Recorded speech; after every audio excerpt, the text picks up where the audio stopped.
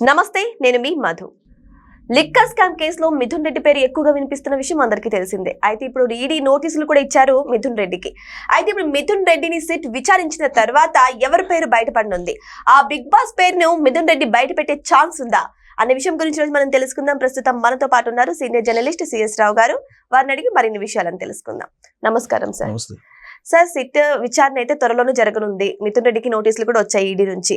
మరి మిథున్ రెడ్డి విచారణలో అన్ని విషయాలు బయట పెట్టే అవకాశాలు ఉన్నాయంటారా? ఇప్పుడు ఆల్రెడీ విచారణని ఎదుర్కోవాల్సిందే. మామూలు సిఐడి విచారణ ఎదుర్కోవడం వేరు, ఈడీ విచారణ ఎదుర్కోవడం వేరు, డిఫరెంట్. ఇప్పుడు సిబిఐ విచారణకు కానీ లేదంటే ఈడీ విచారణకు కానీ సిఐడి విచారణకు కానీ తేడా ఉంటుంది. సిఐడి అంటే రాష్ట్ర పోలీసులు కాబట్టి కొంత గౌరవించి లేదంటే కొంత గౌరవంగా వాళ్ళకి కావాల్సిన విధంగా విచారణ చేసేటువంటి అవకాశాలు ఉంటాయి కొన్ని సందర్భాల్లో. అలాగే సిబిఐకి సంబంధించినటువంటి విచారణ ఎలా ఉంటుందంటే వాళ్ళ దగ్గర ఉన్నటువంటి ఇన్ఫర్మేషన్ని కన్ఫర్మ్ చేసుకోవడానికి వాళ్ళు విచారణ చేస్తారు. అదే ఈడీ అనుకోండి, ఈడీ అలా కాదు. ఈడీ దగ్గర ఏదైతే కంప్లైంట్ ఉందో ఆ కంప్లైంట్ నిజమా కాదా అని చెప్పి నిరూపించుకోవాల్సింది ఎవరంటే బాధితుడు, నిందితుడు. బాధితుడు కాదు, నిందితుడు అన్నాం. నిందితుడు ఎవరు ఇక్కడ? మిథున్ రెడ్డి గారు. సో మిథున్ రెడ్డి గారు నిరూపించుకోవాలి. వాళ్ళ దగ్గర ఉన్నటువంటి ఆధారం ఏంటి? ఈడీ దగ్గర ఉన్న ఆధారము మనీ లాండరింగ్ జరిగింది, 5,000 కోట్ల రూపాయలు సుమారుగా మనీ లాండరింగ్ జరిగింది, చేశారు అనేది వాళ్ళ దగ్గర ఉన్నటువంటి ప్రాథమికమైనటువంటి ఇన్ఫర్మేషన్. లిక్కర్ స్కామ్ రూపంలో ఇదంతా జరిగింది. ఈ లిక్కర్ స్కామ్ సంబంధించినటువంటి వివరాలు ఎక్కడి నుంచి వచ్చాయంటే సిఐడి ఆల్రెడీ విచారణ చేసింది. రాజకేశ్ రెడ్డి ఈ కేసులో మొత్తం A1గా ఉన్నాడు. ఆయన్ని విచారించింది, ఆయన జైల్లో ఉన్నాడు. అనేక మందిని దీంట్లో అరెస్ట్ చేశారు. ఇప్పుడు ఆల్రెడీ జగిరెడ్డి భాస్కర్ రెడ్డి కానీ లేదంటే రాజకేశ్ రెడ్డి కానీ వీళ్ళందరూ జైల్లో ఉన్నారు. ఇప్పుడు ధనంజయ రెడ్డి తర్వాత మిగతా వాళ్ళు విజయసాయి రెడ్డి గారు జైలుకి వెళ్ళలేదు. వీళ్ళు జైలుకి వెళ్ళి బెయిల్ మీద ఉన్నారు. ధనంజయ రెడ్డి అండ్ టీం వాళ్ళు బెయిల్ మీద ఉన్నారు కొంతమంది. అలాగే మిథున్ రెడ్డి గారు కూడా అరెస్ట్ అయ్యారు. మిథున్ రెడ్డి గారు కూడా అరెస్ట్ అయ్యి బెయిల్ మీద బయటకు వచ్చారు. ఎప్పుడు బయటకు వచ్చారు? ఉపరాష్ట్రపతి ఎన్నికల సందర్భంగా ఓటు వేయాల్సినటువంటి పరిస్థితి వచ్చింది. అప్పుడు ఆయనకు ఓటేసేటువంటి వెసులు కల్పించండి అని చెప్పి పిటిషన్ వేసి తాత్కాలిక బెయిల్ ఏమని చెప్పి ఇచ్చారు. దాన్ని రెగ్యులర్ బెయిల్ కింద మార్చుకున్నారు. ప్రస్తుతం బెయిల్ మీద ఉన్నారు. బెయిల్ మీద ఉన్నటువంటి ఆయనకి ఇప్పుడు ఈడీ నోటీసులు ఇచ్చింది 23వ తారీఖున అటెండింగ్ అమ్మని చెప్పి. సో ఈడీ నోటీసులు ఇచ్చింది అని అంటే 23వ తారీఖున విచారణ ఉందంటే ఖచ్చితంగా ఆ విచారణలో కీలకమైనటువంటి అంశాలు బయటకు వచ్చే అవకాశాలు ఉన్నాయి. ఎందుకు నేను అదే చెప్పింది ఫస్ట్లోనే, ఈడీ విచారణకి మిగతా సిబిఐ కానీ సిఐడి విచారణకి చాలా తేడా ఉంది. ఏవైతే ఆరోపణలు లేదంటే అభియోగాలు ఉన్నాయో వాటికి సంబంధించిన ఆధారాలను సేకరించేటువంటి సంస్థలు సిఐడి అలాగే సిబిఐ. కానీ ఇది ఆరోపణలు ఉన్నాయి, అది తప్ప ఒప్ప నిరూపించుకోవాల్సిన బాధ్యత మిథున్ రెడ్డిది. సో మిథున్ రెడ్డి గారు ఇప్పుడు ఏం చేయాలి? అది తప్పని నిరూపించుకోవాలి. అది తప్పని ఎలా నిరూపించుకోవాలి? ఇప్పుడు ఆల్రెడీ వాళ్ళు ఇన్ఫర్మేషన్ వాళ్ళ దగ్గర ఉంది, 5,000 కోట్లు సుమారుగా విదేశాలకు తరలించారు అనేది. అది తప్పని నిరూపించుకోవాలంటే ఆయన దానికి సంబంధించిన డాక్యుమెంట్స్ ఇవ్వాలి. ఆ డాక్యుమెంట్స్ ఇచ్చి ఆయన ఒకవేళ కనుక ఆయన ఇచ్చిన కనుక సాటిస్ఫై అయితే ఈడీ అప్పుడు ఆయన్ని వదిలేసే అవకాశం ఉంది. లేదంటే ఆయన్ని అరెస్ట్ చేసేటువంటి అవకాశాలు కూడా పోలేదు. 1, 2 సరే ఆయన్ని అరెస్ట్ చేసినా చేయకపోయినా ఇప్పుడు ఆయన కనుక సహకరించాడు అనుకోండి, విచారణకు సహకరించి అసలు ఏం జరిగింది లిక్కర్ స్కామ్లో, లిక్కర్కి సంబంధించినటువంటి దాంట్లో అని చెప్పి ఆయన కనుక మొత్తం నోరు విప్పేసి చెప్పేశారు అనుకోండి. ఇప్పటి వరకు వచ్చినటువంటి ఇన్ఫర్మేషన్ ఏంటి, మనకు రకరకాలుగా విచారణ చేసిన తర్వాత అనేక మంది వాంగ్మూలాలు తీసుకున్నారు కదా, దాదాపు ఒక 50-60 మంది వాంగ్మూలాలు తీసుకున్నారు దీంట్లో ఈ కేసులో. లాస్ట్గా ధనంజయ రెడ్డి దగ్గర నుంచి వాసుదేవ్ రెడ్డి గారు, ఆయన ఏపీ ఎక్సైజ్ సంబంధించి బ్రెవరేజెస్ కార్పొరేషన్ ఎండీగా ఉన్నారు. అప్పుడు ఆయన అప్రూవర్గా మారారని చెప్పి ఆల్మోస్ట్ అప్పుడు సిఐడి వాళ్ళే ఒక రకంగా చెప్పారు అప్రూవర్గా మారారని. అప్రూవర్గా మారడంతో మొత్తం కేసుకు సంబంధించింది మొత్తం కదిలింది, డొంకంతా కదిలింది.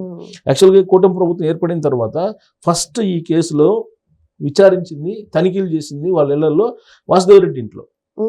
ఆయన్నే విచారించారు ఫస్ట్. విచారించిన తర్వాత ఆయన ఇళ్లలో తనిఖీలు చేశారు.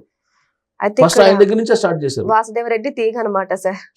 వాసుదేవ్ రెడ్డి ఇచ్చినటువంటి వాంగ్మూలం లేదంటే వాసుదేవ్ రెడ్డి అప్రూవర్గా మారారు అనేది వినిపిస్తూ ఉంటుంది. వాసుదేవ్ రెడ్డి అప్రూవర్గా మారకపోతే ఈ పాటికి అరెస్ట్ చేసిన వాళ్ళు ఆయన. అప్రూవర్గా మారారు కాబట్టి అరెస్ట్ చేయకపోయి ఉండొచ్చు. సో ఆయన మొత్తం వివరాలు ఇచ్చి ఉంటాడు. ఆ వివరాలను బట్టి మొత్తం ఒక్కోటి విచారిస్తున్నట్టు సందర్భంలో విజయసాయి రెడ్డి గారు ఆయన కాకినాడ సెజ్కు సంబంధించినటువంటి ఒక విచారణలో హాజరయ్యి మీడియా ముందుకు వచ్చి మీడియా ముందు ఏం చెప్పారు, అసలు లిక్కర్ స్కామ్లో అసలు ఏం జరిగిందంటే రాజ్ కసిరెడ్డి అనే అతను ఉన్నాడు, అతను మొత్తం వ్యవహారం అతను నడిపాడని చెప్తే ఆ దిశగా అప్పుడు విచారణ చేపట్టారు. అంటే విజయసాయి రెడ్డి గారు ఇన్ఫర్మేషన్ ఇచ్చారు, వాసుదేవ్ రెడ్డి గారు అప్రూవ్గా మారారు. సో దాంతో విచారణ చాలా వేగవంతమైంది. వేగవంతం కావడంతో అనేక మందిని అరెస్ట్ చేయటం, అలాగా ఈ అమౌంట్ ఎలా వెళ్ళింది విదేశాలకి, హవాలా బిజినెస్ ఎలా చేశారు, హవాలా జరిగింది అని చెప్పి సిఐడి అలాగే సిబిఐ కూడా అనుమానించింది.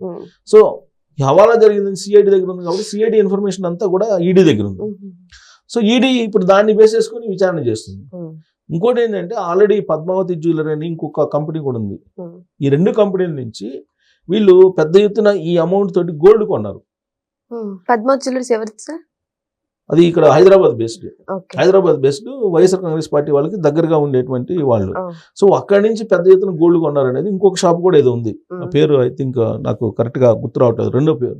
ఈ రెండు జ్యువెలరీ షాపుల నుంచి పెద్ద ఎత్తున వీళ్ళు గోల్డ్ కొని గోల్డ్ని దిగుమతి చేసుకున్నారు అనేది, వేరే దేశాల నుంచి గోల్డ్ తీసుకున్నారు, హవాలా బిజినెస్ చేసి హవాలా ద్వారా డబ్బులు అక్కడ పంపించి గోల్డ్ని అక్కడ తెప్పించుకున్నారు, గోల్డ్ రూపంలో వాళ్ళు దాచుకున్నారు అనేది.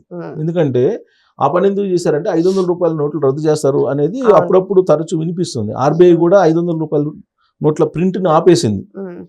దాంతో ఈ రోజైనా 2000 రూపాయల నోట్లు రద్దు చేసినట్టు 500 రూపాయల నోట్లు కూడా రద్దు చేసే అవకాశం ఉంది. కాబట్టి అవి ఫర్దర్గా ఫ్యూచర్లో ఇబ్బంది రాకుండా వీళ్ళు గోల్డ్ కొని గోల్డ్ స్టాక్ చేశారు అనేది కేవలం ఈ జ్యువెలరీ షాప్స్ నుంచే కాదు, డైరెక్ట్గా బులియన్ మార్కెట్ వాళ్ళ దగ్గరికి వెళ్ళి బులియన్ మార్కెట్ వాళ్ళ దగ్గర కూడా ముంబైలో కొంతమందిని అప్రోచ్ అయ్యారు, ఢిల్లీలో కొంతమందిని అప్రోచ్ అయ్యారు. ఈ బులియన్ మార్కెట్ నడిపే వాళ్ళు ఉంటారు, బంగారం సంబంధించి ప్రపంచ స్వర్ణ సంఘం అనే ఒకటి ఉంటుంది. ఇలాంటి వాళ్ళని కూడా అప్రోచ్ అయ్యేసి పెద్ద ఎత్తున బంగారం కొన్ని కేజీల లెక్కన బంగారం కొనుగోలు చేశారని, ఆ బంగారాన్ని ఇప్పుడు ఈ అమౌంట్ హవాలాతో పంపించిన డబ్బుతో బంగారం తీసుకొచ్చుకున్నారని, ఇవన్నీ అభియోగాలు ఉన్నాయి. సో ఈ అభియోగాలు నిజమా కాదా అనేది నిరూపించుకోవాల్సిన బాధ్యత ఆయన మీద ఉంది. లేదంటే వాళ్ళ విచారణకు సహకరించి అసలు ఎందుకు చేశారు, లెక్కర్కి సంబంధించి ఎలా చేశారు, ఎవరు చేయమన్నారు, ఏ ప్రాసెస్ ఎలా దాన్ని విధానాన్ని ఎలా తయారు చేశారు, ఆ విధానాన్ని తయారు చేసేటప్పుడు మీటింగ్లో ఈయన కూడా పార్టిసిపేట్ చేశాడు, 2 మీటింగ్లో ఇతను కూడా ఉన్నాడు అనేది ఇతని మీద ఉన్నటువంటి ఆరోపణ. సో ఆ మీటింగ్లో ఉన్నారు కాబట్టి పాలసీని ఎలా మార్చారు, ఆ పాలసీని మార్చేటప్పుడు మీ టార్గెట్ ఎంత మీరు సైడ్ ట్రాక్ పట్టించాలనుకున్నారు, ఇవన్నీ విచారణలు వస్తాయి.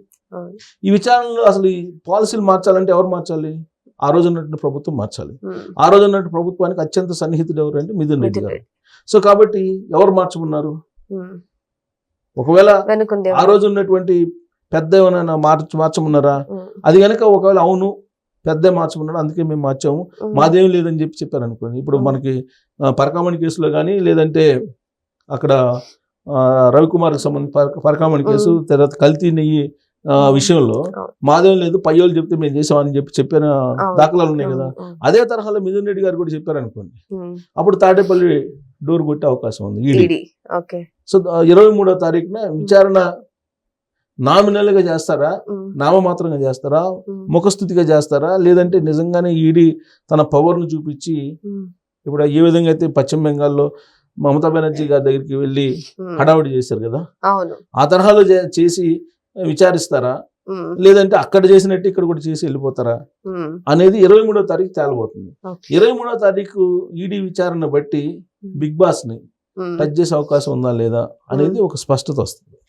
ఒకవేళ మిథున్ రెడ్డి బయట పెట్టకపోతే బిగ్ బాస్ పేరు ఎలా సార్ మళ్ళీ ఇంకొక రకంగా అంటే నెక్స్ట్ కూడా విజయసాయి రెడ్డి కూడా విచారిస్తున్నట్టు కొన్ని వార్తలు వస్తున్నాయి. అవును, నెక్స్ట్ కూడా మరి అక్కడన్నా బయటపడే అవకాశం. ఇప్పుడు విజయసాయి రెడ్డి గారు కూడా అప్రూవ్గా మారడానికి సిద్ధంగా ఉన్నారు అనేది వినిపిస్తుంది. సో ఆయన ఎప్పుడైనా సరే కాకపోతే డిలే కావచ్చు. దీనికి ఎవరు అసలు ఆద్యులు కర్త కర్మక్రియ ఎవరు అనేది ఇన్వెస్టిగేషన్ లో భాగంగా తెలుస్తుంది. ఆయన అక్కడికి వెళ్ళాలంటే వీళ్ళందరూ వాంగ్మూలం తీసుకోవాలి. వీళ్ళందరూ వాంగ్మూలం తీసుకుంటే వీళ్ళు ఏం చెప్తారు విని తర్వాత దానికి అసలు ఎవిడెన్స్ ఉందా లేదంటే వీళ్ళు కావాలని మళ్ళీ ఆరోపణలు చేస్తున్నారు అనేది నిర్ధారించుకున్న తర్వాత అప్పుడు బిగ్ బాస్ ని టచ్ చేస్తారు. సో ఏదేమైనా సరే ఈడీ నోటీసులు ఇచ్చిన తర్వాత మిథున్ రెడ్డిని విచారించేటప్పుడు ఈడీ ఎటువంటి క్వశ్చన్స్ అడుగుతుంది, మిథున్ రెడ్డి ఎలా నిరూపించుకుంటారు అనేది కూడా మనమంతా వెయిట్ చేసి చూడాల్సిందే. Thank you so much. Thank you.